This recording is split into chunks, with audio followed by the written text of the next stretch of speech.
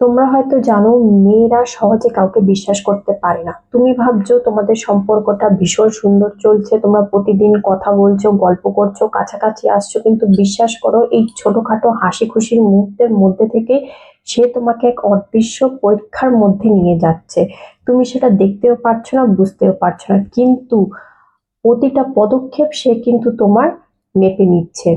তুমি কতটা সৎ, কতটা ধীর স্থির এবং তার জন্য কতটা নিরাপদ। আজকের ভিডিওটিতে আমি সেই সকল গোপন পরীক্ষার কথাই তোমাদের সাথে আলোচনা করব যেগুলি মেয়েরা নিয়ে থাকে, এবং এই পরীক্ষার মধ্যে যদি তুমি পাশ করতে পারো তাহলে মেয়েটি তোমাকে তার জীবনের অংশ করতে।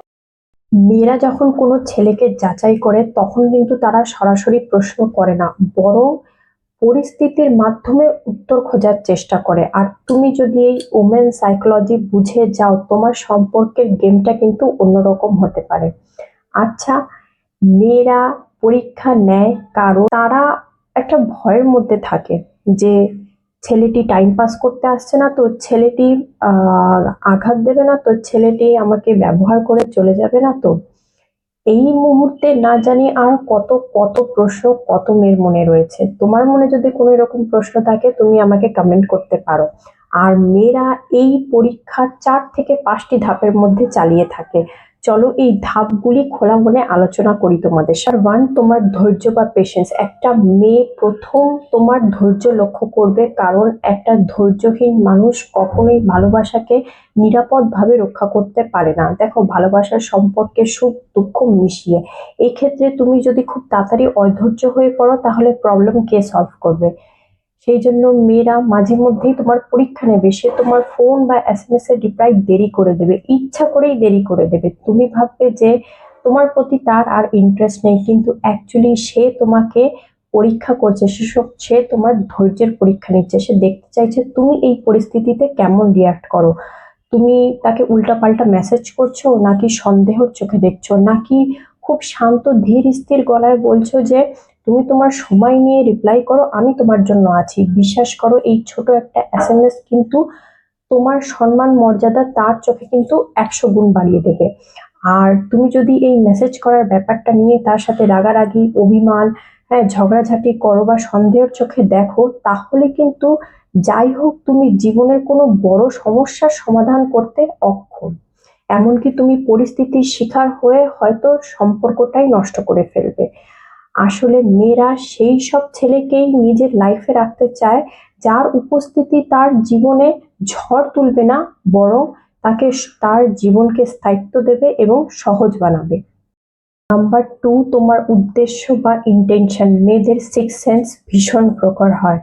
তারা নিশ্চিত হতে একটু সময় নেয়। সে ভাবছে ছেলেটি মোহ করে তার কাছে এসছে, মোহ কেটে গেলে সে চলে যাবে। এক্ষেত্রে তারা স্থায়িত্ব চায়।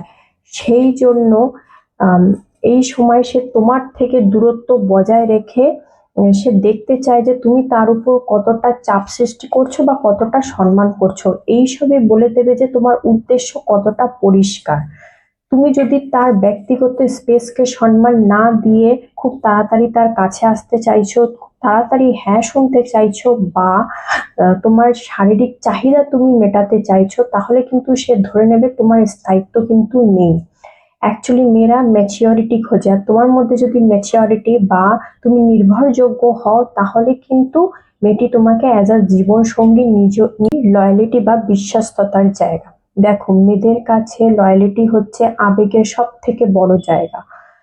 মেয়েদের মন ভাঙার আসল কারণ হচ্ছে তুলনা, অবহেলা এবং প্রতারণা।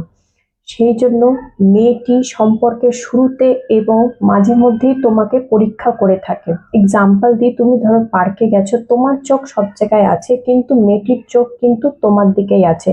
তুমি একটি মেয়ের দিকে কিভাবে তাকাচ্ছ, কতক্ষণ তাকাচ্ছ, সে কিন্তু সবটাই স্ক্যান করে নিচ্ছে। আর তুমি যদি কোনো মেয়ের ফটো দেখে, ফেসবুক বলো, ইনস্টা বলো, কোনো স্ক্রিন বলো, টিভিতে দেখে যদি তার প্রশংসা করো বা গলে যাও, তাহলে কিন্তু এক্ষেত্রে তুমি তোমার লয়ালিটি পরীক্ষায় ফেল করলে। আর তার মনে যদি একবার ঢুকে যায় যে তোমার চোখ স্থির নয়, চঞ্চল, তাহলে কিন্তু সেখান থেকে বের করা অসম্ভব। এই ক্ষেত্রে এমন পরিস্থিতিতে তুমি কি করতে পারো, খুব শান্ত ধীর স্থির ভাবে তাকে বলো, মেয়েটি সুন্দর কিন্তু তোমার মতন মায়া তার মধ্যে নেই। বিশ্বাস করো, এই একটা স্টেটমেন্টে কিন্তু সে নিরাপত্তা খুঁজে পাবে। সে বুঝলো তোমার কাছে হাজারটা অপশন থাকলেও দিন শেষে কিন্তু তুমি তার কাছেই ফিরে যাবে। ফোর অ্যাবিলিটি বা সহজলভ্যতার পরীক্ষা, মানে অনেক ছেলেরাই ভাবে যে মেয়েটি মেসেজ বা ফোন করছে তাড়াতাড়ি রিপ্লাই করে দিই বা তার জন্য ফ্রি বসে থাকি, এতেই মেয়েটা কিন্তু ইমপ্রেস হয়ে যাবে, কিন্তু এটা ভুল ধারণা। এর থেকে সে ভাবে যে তোমার কাছে অফুরন্ত সময় আছে, তুমি সময় নষ্ট করছো, তোমার কোনো লক্ষ্য নেই, তুমি ভবিষ্যতে কোনো কিছু করতে পারবে না।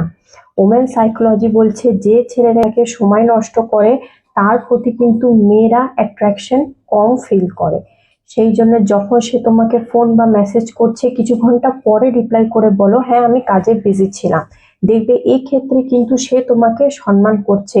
এর থেকে সে একটা ধারণা ফিউচারে প্রতিষ্ঠিত হতে চাও, তোমার সঙ্গে কিন্তু ভবিষ্যৎ নিরাপদ হতে। নাম্বার 5, দায়িত্বশীলতা বা অস্থিরতার পরীক্ষা। দেখো, ভালোবাসা কিন্তু শারীরিক চাহিদার উপর নির্ভর করে না, বরং নির্ভর করে তোমার সিদ্ধান্ত, তোমার স্থিরতা এবং তোমার ধৈর্য শক্তির উপর। একটা মেয়ে তোমাকে অ্যাজ আ পার্টনার হিসেবে তখনই মেনে নেবে যখন সে তোমার সাথে তার ফিউচারকে নিরাপদভাবে অনুভব করবে।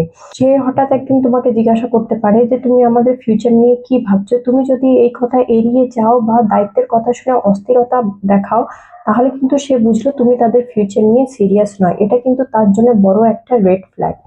বলো, তোমার সাথে আমি একটা সুন্দর ভবিষ্যৎ গড়ে তোলার জন্য চেষ্টা করছি। দেখো, এই কথাটা তাকে ভীষণভাবে আশ্বাস দেবে। আজকের ভিডিওটি আমি এখানেই শেষ করছি। ভালো লাগলে একটা লাইক করবে, কমেন্ট করবে, চ্যানেলকে সাবস্ক্রাইব করবে। ভালো থাকবে, সাবধানে থাকবে।